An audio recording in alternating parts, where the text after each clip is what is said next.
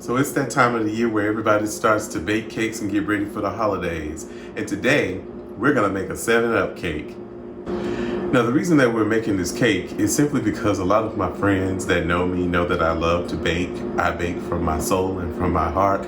And so I decided I was gonna share the experience with everybody else. And I'll put the recipe down in the description box. And what we're making today is a 7-Up cake.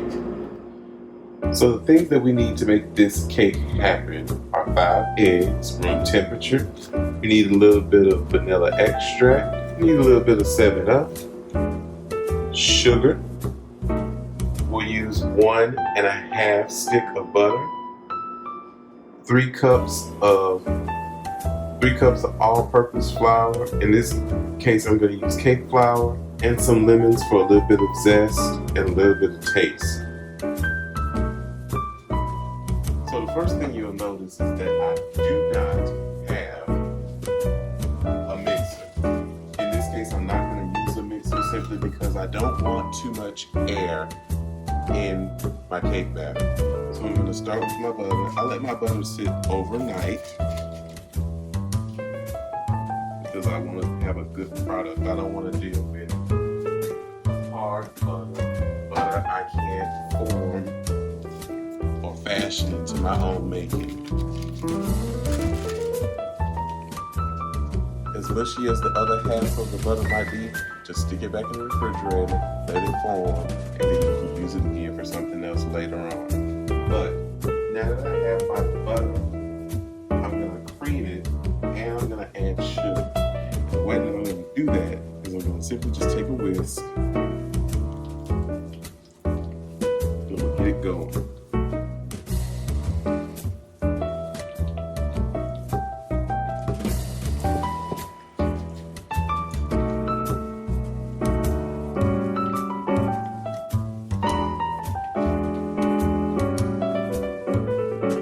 Then I'm going to go ahead and add the sugar.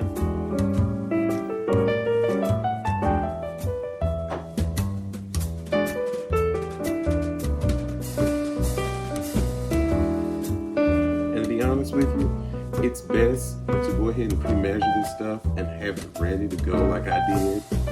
I did it for 2 reasons. One, ain't nobody paying me to advertise their products. And 2, it saves on time. I know what I'm dealing with, I know what I got going on, and I just work with that. Now, I did overdo it, but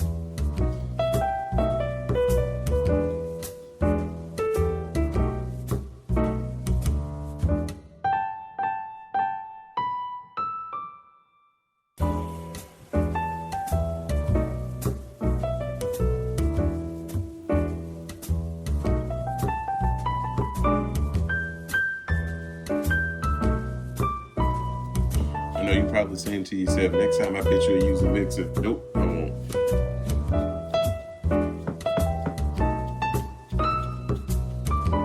Now the next part of the process, I'm going to take the thing I use for my butter. I'm going to beat in 1 egg at a time.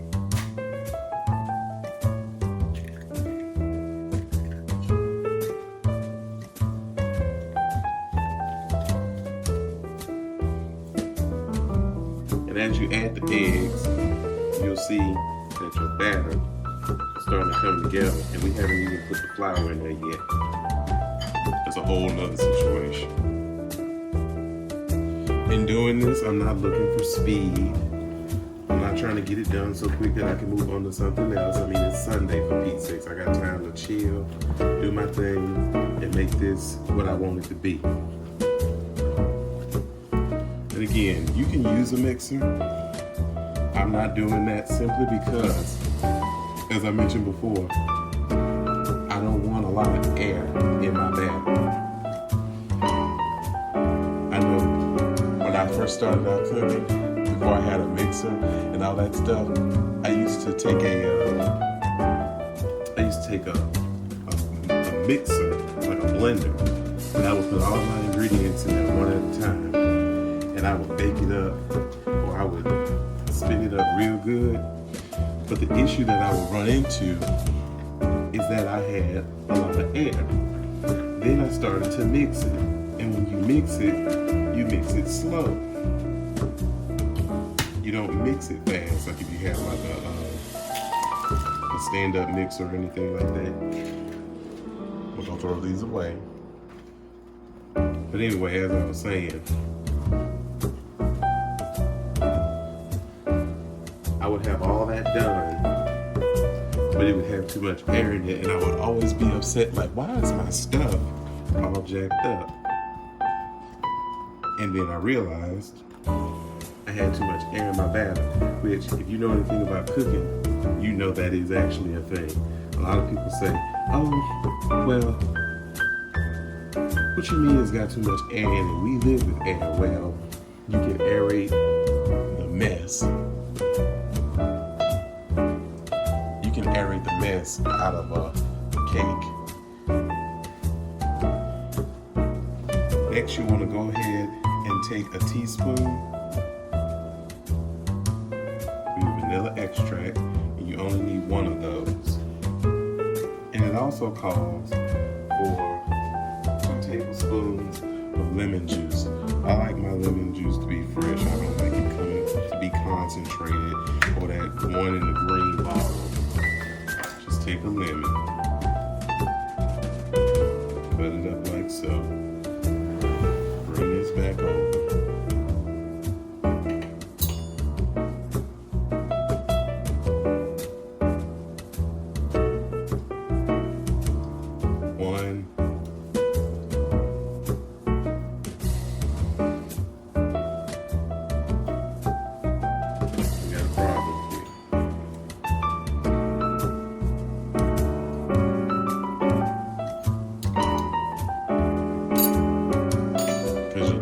Seeds in your cake, that's nasty.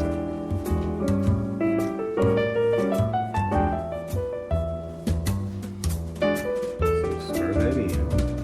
And my folks know that I can bake, but I don't even think they've actually seen me go through the process. But I can hear my mama now saying, you just ended up making a damn mess. Possibly. We're now at the part of the situation where basically I need to come out that shirt because wearing long sleeves and trying to look up something, this is not going to work. But it looks good for TV. So what we'll do now is we'll take the 3 cups of flour and we'll go ahead and appreciate that into the mix. And while we're doing that, we're also going to add the 7-Up. And I do not recommend you going to get Sierra Mist or Sprite or anything like that. I don't know what it is about 7-Up in this case. It has a distinctive taste. Yes, I've tried to do it differently. And it all always comes out bad. So you're just better off doing it the right way. And again, I'll put the ingredients down in the description box so you don't mess this up. It's not okay who you are, the OCD is not going to let my kitchen be nasty. I'm sitting here and do this. You're going to have a cookie show like the tape because I didn't play that. And a lot of people say, oh, I don't know, it's not going to come out wonky. Just take your time and do it right. Now, based on the recipe that I used in the bun pan I'm going to use, I'll probably be able to yield at least 2 cakes out of this because I have a 6-inch bun pan. So we'll see. Alright. So while I preheat my oven, 350 degrees, one thing that I want to express is this is what your final result should look like. You should not have any excess air or anything like that in your recipe. If you did something wrong, I can't help it. You've been following along and you did it the way I told you to do it, you did it right. If you didn't follow along, you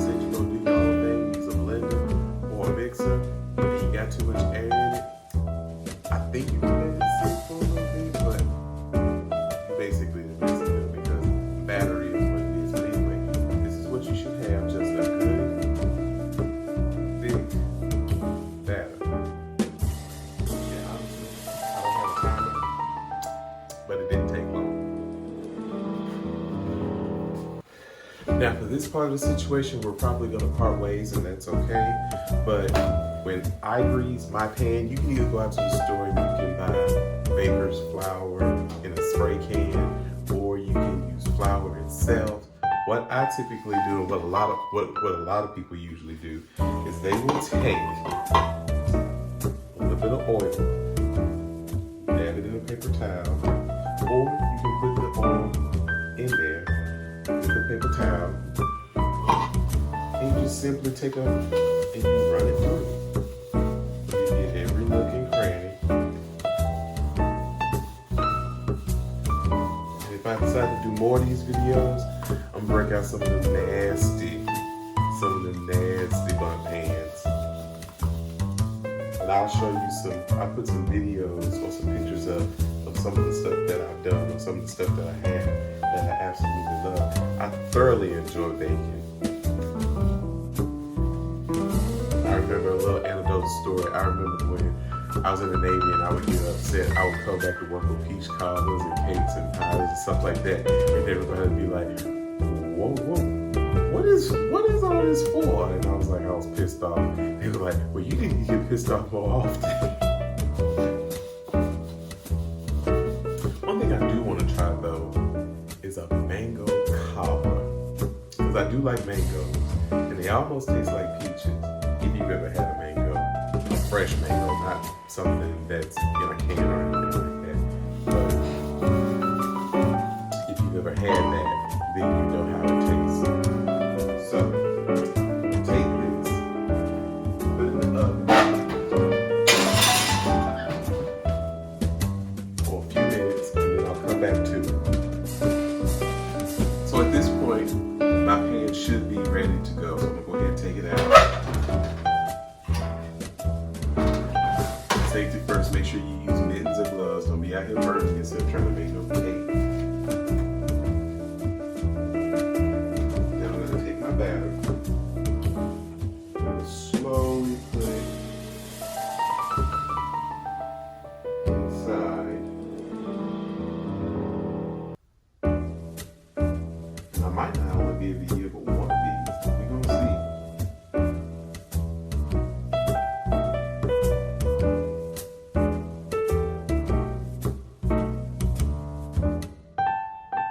And this don't have no baking powder in it or anything like that. So I don't expect it to rise. If you have some extra, then you can use it to make like cupcakes or something like that. If you got a cupcake pan. Now, I'm gonna take this, I'm gonna put it back in my oven. Top rack preferably. Set my timer. 65 minutes.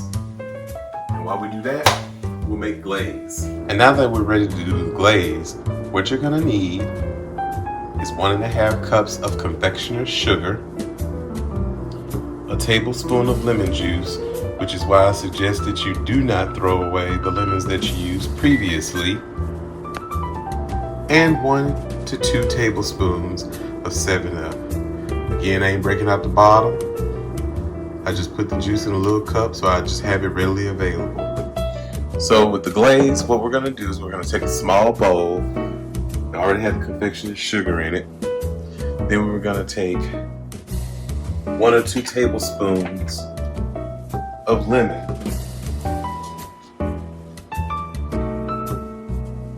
And extract it in there. These seeds, I swear to God.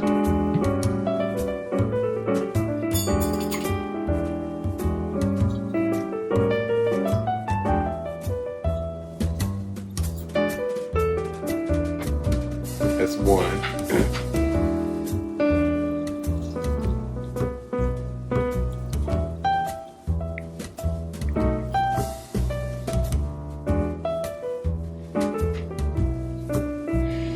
That's 2. Then you take your 7-Up, you pour it in, and now you got a science project. You basically just take that, and you'll notice like some things that you use, you have to go in and you have to create, you have to cook it and all that stuff. You don't have to do that with the confectionate sugar. And my bowl didn't need to be this big, but I already had my flour in it. I already had my stuff in it, so there wasn't no need for me to go get a whole other bowl.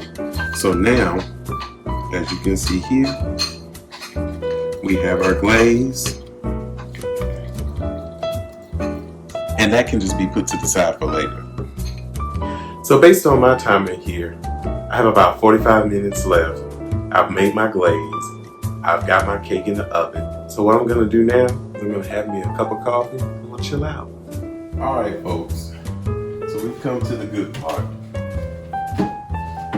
I'll have somewhere nice to put my cake without it burning my tabletop or my countertop.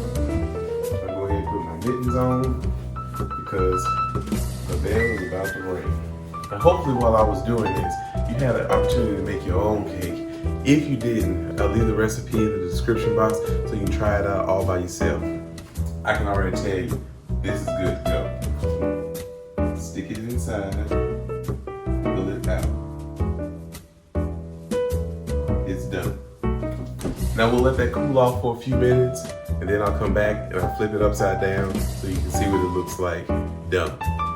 All right, so I've given it time to cool off. As you can tell, the top of it has already kind of lowered a little bit. That's why I put a little bit more. That way I know when I get done with it, it'll be ready to, it'll shrink down, but then I'll at least have a decent sized cake. Many times you don't put enough batter in your pan and you end up with a small little bundt cake and you're like, what am I supposed to do with this? Well, just eat it. All right, so what we're gonna do is we're gonna go ahead, and again, this pan is still hot.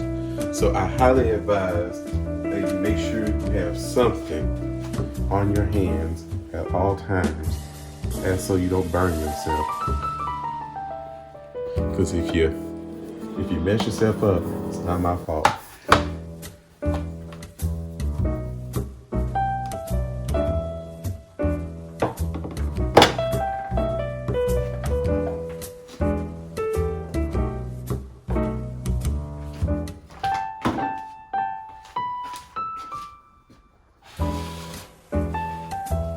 So apparently I didn't oil this thing up good enough, but I'm sure it tastes just fine.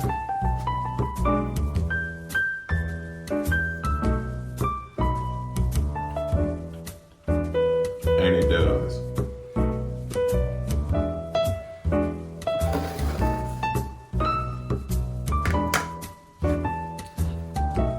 When it turns out like that, all you do is hook it up with a little bit of drizzle.